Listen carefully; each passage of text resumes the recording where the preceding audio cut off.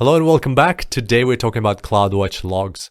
Imagine that you have a large AWS account with lots of different resources from lots of different services.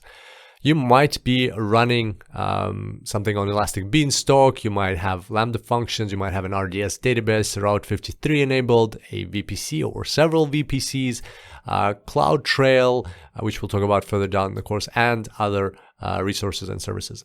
All of these resources and services are collecting logs, and logs are basically time-stamped pieces of information explaining the state in which these services or resources are. So they're basically monitoring the status of these of your resources, and all these logs can be stored and collected in CloudWatch Logs. So rather than addressing these logs individually for each service, you can centralize everything inside CloudWatch Logs, and that's the beauty of the service. It allows you to collect, monitor, centralize, and analyze log data from various sources. It also allows you to specify a retention period, and after this period, logs will be removed. It could be anything from 1 day to never removed, so they're stored there forever.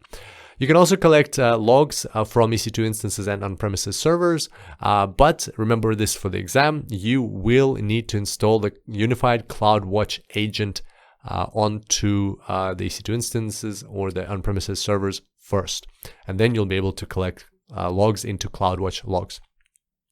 Another thing to note about CloudWatch Logs is that an appropriate permission is required for a service to write logs into CloudWatch, and that means an IAM policy for that service. Another thing to note for the exam. And in general for the exam, whenever you come across questions relating to collecting, centralizing, monitoring, and analyzing log data from various sources, think CloudWatch Logs. So here's a quick summary of what we discussed, and I look forward to seeing you back here next time. Until then, enjoy the cloud.